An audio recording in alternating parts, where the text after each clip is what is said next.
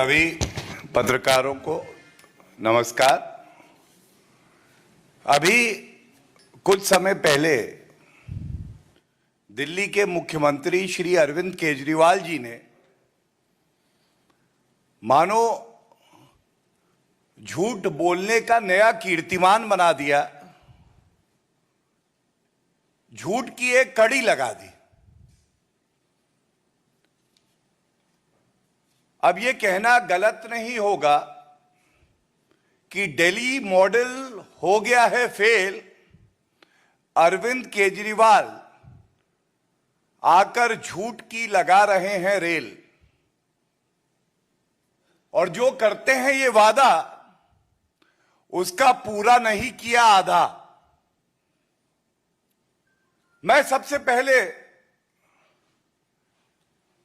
इस मंच से चुनौती देता हूं श्री अरविंद केजरीवाल जी को। अभी 1 घंटे पहले ही आपने एक प्रेस वार्ता करी है अरविंद केजरीवाल जी, और जैसे आपकी राजनीति बड़ी सतही है, उसमें गहराई नहीं, विश्वसनीयता नहीं, वैसे ही आपकी प्रेस कॉन्फ्रेंस भी होने लगी है। और इसीलिए शुरुआत करेंगे जो 3 बड़े झूठ बोल के अरविंद केजरीवाल जी को लगा हर बार की तरह मैं निकल जाऊंगा। नहीं अरविंद केजरीवाल जी, जब आपको चुनौती देने भारतीय जनता पार्टी आती है तो वो विश्वसनीयता के आधार पे आती है, ठोस आंकड़ों के आधार पे आती है। और मैं बड़ी जिम्मेदारी से इस मंच का इस्तेमाल करते हुए एक बात कहूंगा,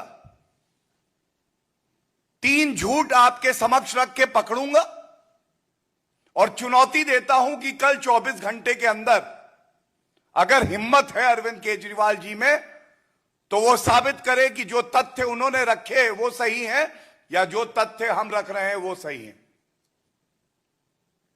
हर बात पे झूठ बोलना, हर बात पे गलत तथ्य रखना।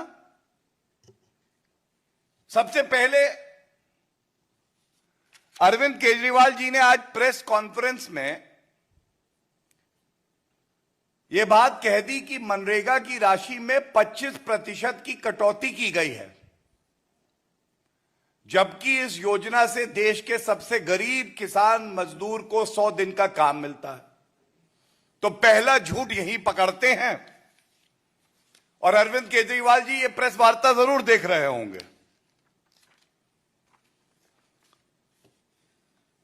जिस तरह से मनरेगा को प्रभावी बनाकर ना केवल उसका बजट बढ़ाया, पर यह सुनिश्चित किया कि एक एक रुपया उस मजदूर के खाते में सीधा पहुंचे और भ्रष्टाचार ना हो, उस मॉडल का नाम श्री नरेंद्र मोदी जी का मॉडल है। और अरविंद केजरीवाल जी, आपने कैसे कह दिया कि 25% कटौती की गई है? मैं आपके समक्ष आंकड़े रख देता हूं। 2021-22 में मनरेगा का जो बजट था वो 73,000 करोड़ था। 73,000 करोड़, बता भी दे 73,000, और इसको रिवाइज्ड एस्टिमेट में बढ़ाया गया और 98,000 करोड़ करा गया, 25,000 करोड़ ज्यादा। और हम सब जानते हैं कि कोविड की महामारी थी।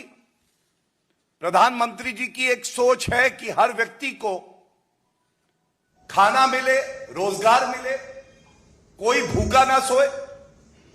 इसके लिए 25,000 करोड़ रुपए मनरेगा का बजट बढ़ाया गया। और इसके साथ कभी नहीं भूलना चाहिए, जो स्वयं में एक उत्तर है, अरविंद केजरीवाल जी कहते हैं ये रुपया आता है, जाता कहां है? सत्येंद्र जैन के घर नहीं जाता है, मनीष सिसोदिया और उनके परिवार के लिए इस्तेमाल नहीं होता है। 80 करोड़ भारतीयों को 2 साल मुफ्त राशन मिलता है इससे। 200 करोड़ टीके लगते हैं आम जनता को इससे। लेकिन मैं ये बता दूं कि 2022-23 में जब मनरेगा का बजट रखा तो इसका अनुदान था 73,000 करोड़। 21-22 में 73,000 करोड़ और 22-23 में 73,000 करोड़। और इसके साथ अगर अरविंद केजरीवाल जी झूठ ना बोलते इतना और केवल वित्त मंत्री जी का भाषण जो संसद के पटल पर कहा गया है वो सुन लेते, मैं वो लेके आया हूं, क्योंकि जरूरी हो गया है कि झूठों का झूठ पकड़े। ये सवाल निर्मला सीतारमण जी से जब पूछा गया तो मैं पढ़ दूं कि क्या लिखा है। ये रिपोर्ट है मीडिया की, कह रही है government will allocate more funds for MNREGA if needed. अभी ये वित्त वर्ष चल रहा है, 73,000 करोड़ 21-22 में, 25,000 करोड़ और एलोकेट किए रिवाइज बजट। 22-23 में भी 73,000 करोड़ और वित्त मंत्री कहती हैं कि मैं और दूं, आवश्यकता पड़ेगी तो मोदी जी की सरकार है, आम आदमी के साथ खड़ी रहेगी। अरविंद केजरीवाल जी, आपका आरोप था कि 25% की कटौती की गई है। अगर ये सारे जो फाइनेंस के टर्म्स हैं आपको नहीं समझ में आते हैं तो यह आवश्यक ही है कि आप किसी से मदद लें और समझें कि बजट में किस तरह से बजट पेश किया जाता है, उसके बाद अतिरिक्त अनुदान किया जाता है। तो झूठ पहला पकड़ा गया। दूसरा, आपने एक और अनर्गल आरोप लगाया।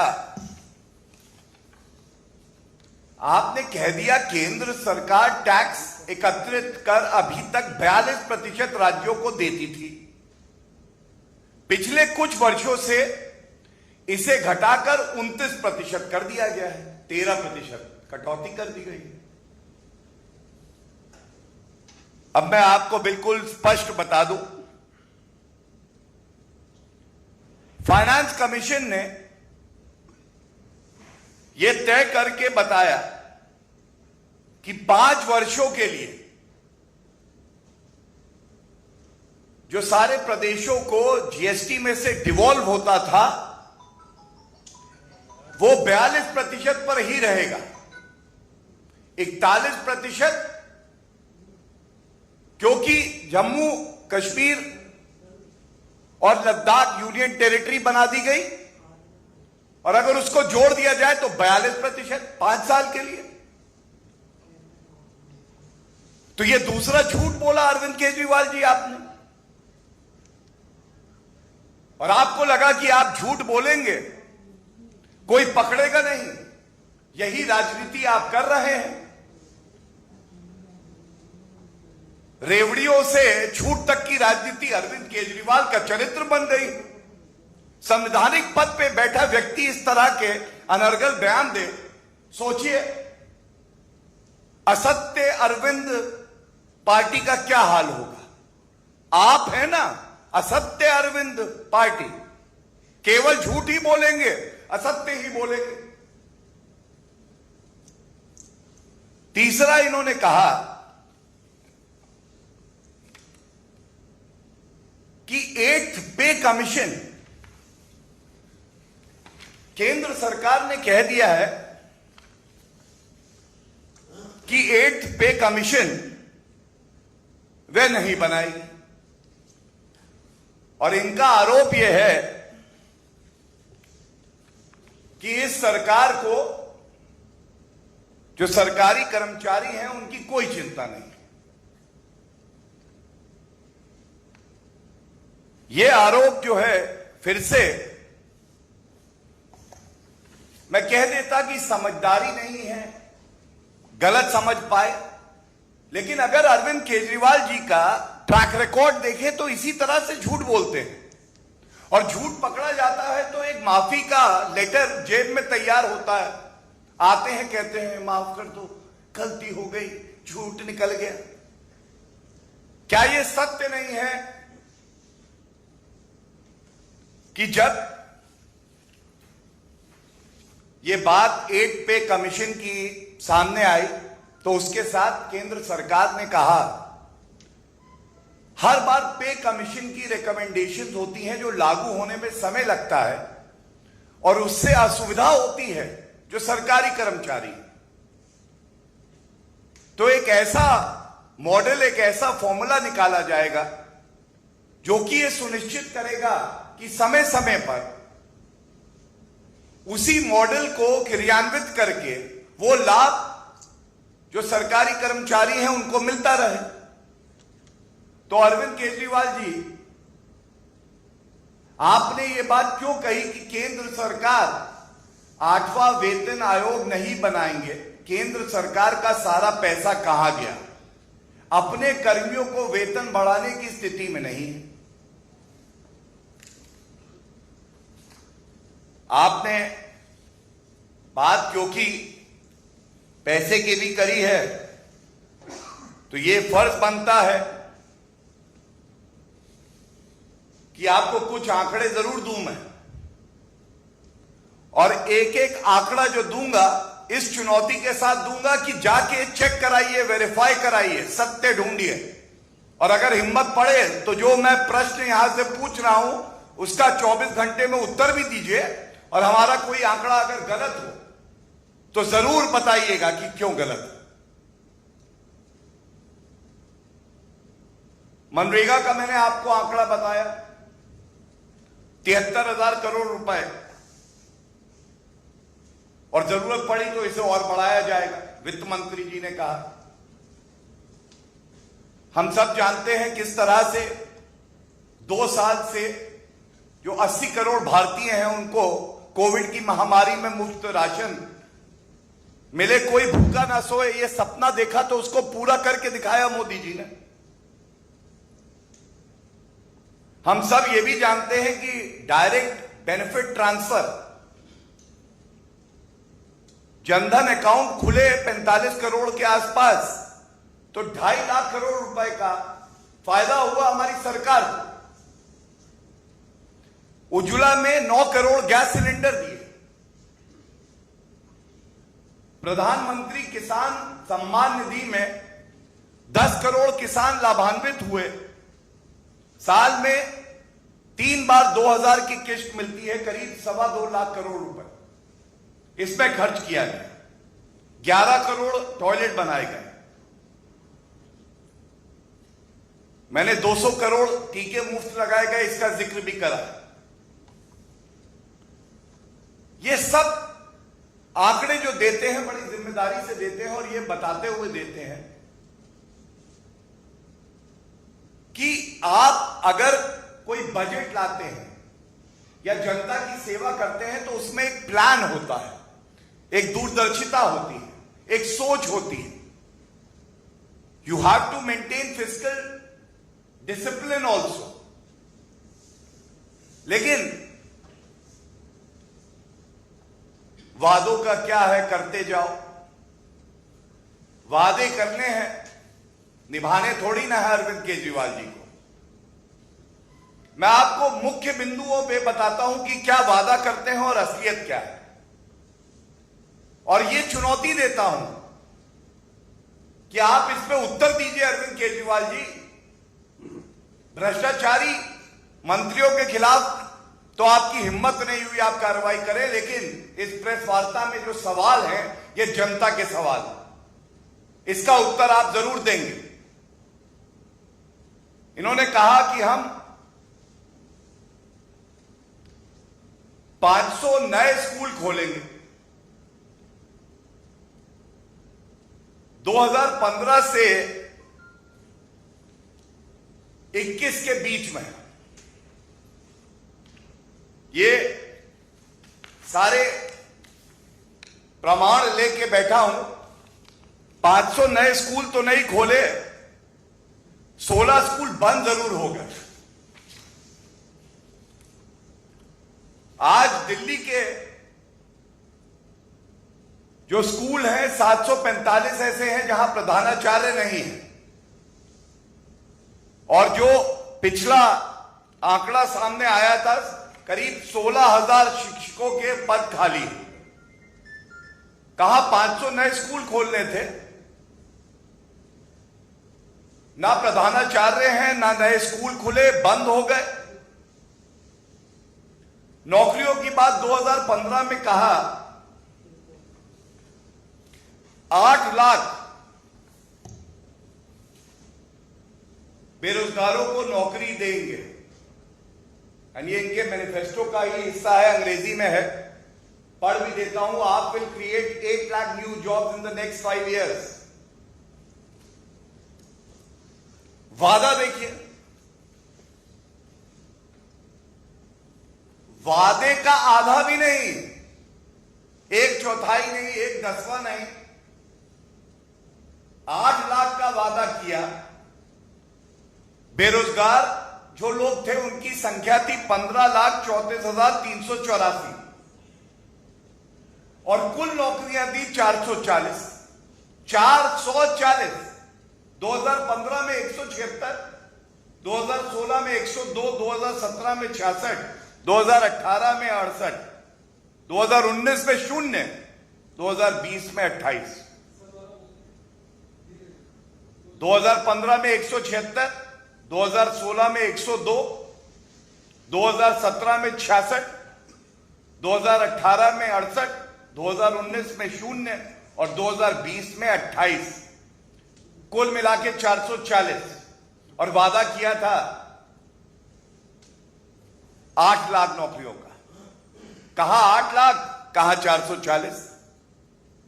अरविंद केजरीवाल जी की झूठ, भ्रम, असत्य की दुनिया में आपका स्वागत है। इसके बाद आप इनसे केवल एक बात पूछिए। आपने कहा था कि नए अस्पताल बनाएंगे, आरटीआई कहती है कि एक नया अस्पताल आपने नहीं बनाया, और अगर बनाया हो तो कृपया करके हमें बताइएगा, हम साथ चलना चाहेंगे। हम अपनी गलती को सुधारना चाहेंगे। अरविंद केजरीवाल जी, एक मुख्यमंत्री झूठा हो जाए ये तो बड़ा कष्टदायक है। आप ले चलिए, दिखाइए कि आपने कहां अस्पताल बनाया है। 8.5 साल से आपकी सरकार है, और मैं कहता हूं कि किसी की विश्वसनीयता का सबसे बड़ा आधार होता है कि जब संकट की घड़ी आए तो उस संकट की घड़ी में वो जनता की सेवा कितनी तत्परता से, कर्तव्य परायणता से और ईमानदारी से करता है। मैं आपको बता दूं, आप किसी भी आम आदमी पार्टी के मंत्री के पास जाइए, स्वास्थ्य मंत्री तो जेल में है, लेकिन पूछिए तो कहते मोहल्ला क्लिनिक। मोहल्ला का बड़ा हल्ला मचाते हैं। दिल्ली हाईकोर्ट ने कहा था टिप्पणी देते हुए, Mohalla clinics a waste if not used during pandemic. बेकार है मोहल्ला का हल्ला अगर वो जब जरूरत थी दिल्ली के नागरिकों को और वो काम नहीं आ पाए। और हम सब जानते हैं, जब दिल्ली हाईकोर्ट ने टिप्पणी करके कहा था अरविंद केजरीवाल जी से, if you can't manage oxygen के संदर्भ में, will ask the centre to step in. और तब देश के प्रधानमंत्री जी ने हर नागरिक को अपने परिवार का सदस्य मान के यह सुनिश्चित करवाया कि सबको दवाई, सबको बेड, सबको ऑक्सीजन मिले। और जब अरविंद केजरीवाल जी से पूछा गया, ये जो दूसरी लहर आई ये खतरनाक थी, आप कहां थे? पहली लहर में आप कह रहे थे कि दूसरे की तैयारी है, तो उन्होंने कहा नहीं, मैं तीसरे की तैयारी कर रहा था। जब संकट आता है नागरिकों पे, प्रदेश पे, देश पे, तो ये गायब हो जाते हैं और उसके बाद दिखाई देने लगते हैं झूठे वादे बोल के। मैंने आपके सामने अरविंद असत्य पार्टी का मॉडल रख दिया है। 3 झूठ पकड़ के चुनौती दे रहा हूं, एक बार फिर से दिखा दे कि जो आरोप इन्होंने अनर्गल आज लगाए हैं वो सत्य है। और अगर कोई मुख्यमंत्री संविधान की शपथ लेकर प्रेस वार्ता करके झूठ बोलता है और जनता को गुमराह करता है, उसे कुर्सी पे बैठे रहने का 1 मिनट हक नहीं। धन्यवाद। प्रश्न किसी का हो तो।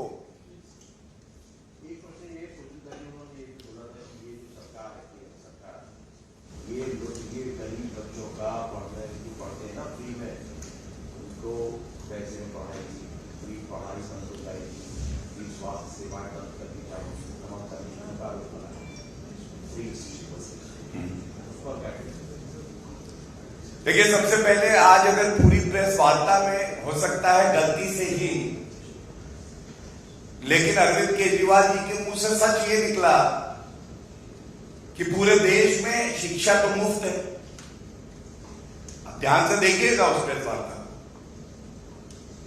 अरविंद केजरीवाल जी, पूरे देश में अगर शिक्षा फ्री है तो फिर आपका ये असत्य मॉडल क्या कर रहा है? लेकिन जो झूठ आज पकड़ा गया वो मैंने आपके समक्ष रखा है कि 500 नए स्कूल आपको बनाने थे, 16 आपने बंद करवा दिए। अस्पताल आपने नया कोई खोला नहीं। पानी का आपने वादा किया था स्वच्छ देंगे, तो बताया जाता है 30% ऐसे घर हैं दिल्ली में जहां पे नल की पाइपलाइन ही नहीं है, पानी नहीं आता है। स्वास्थ्य मंत्री आपके जेल में है, आप में हिम्मत नहीं है उन्हें हटाए। मैं केवल इतना ही कहूंगा, इस तरह की हल्की, घटिया और झूठी प्रेस वार्ता करने की बजाय अरविंद केजरीवाल जी, ये आपके पास अवसर है, चुनौती स्वीकार करिए। अगले कुछ दिन आने वाले जो हैं, एक दिन आपके मोहल्ला क्लिनिक और आपके जो नए हॉस्पिटल हैं उनको देखें, एक दिन आपने जो नए स्कूल बनाए हैं उनको देखें, एक दिन जो 15 लाख सीसीटीवी कैमरा लगे हैं उनको देखें। और मुझे पता है कि आप ये चुनौती स्वीकार इसलिए नहीं करेंगे क्योंकि आपका काम केवल जनता को भ्रमित करना है, झूठ बोलना है, और आपसे कोई सवाल पूछे तो आपको अच्छा नहीं लगता। धन्यवाद।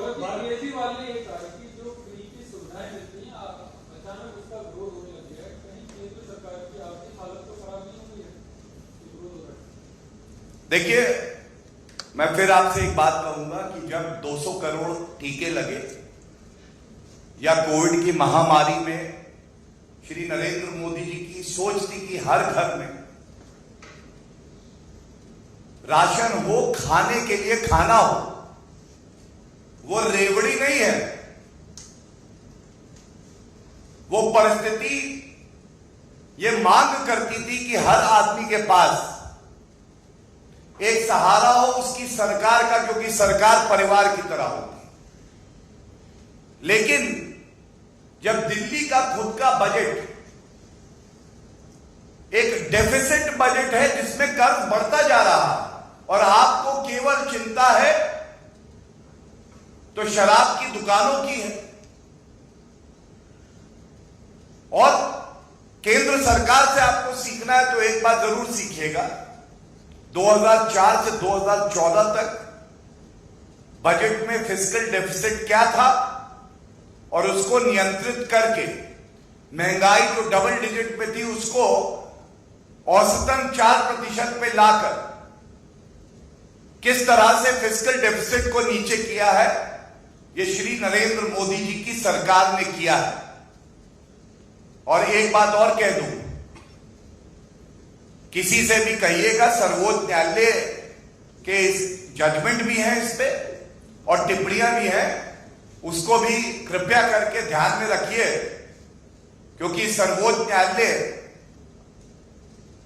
जो कह रहा है उसे हर नागरिक को और खासकर जो संवैधानिक पद पे व्यक्ति बैठे हैं उनको ध्यान में रखना चाहिए। Thank you.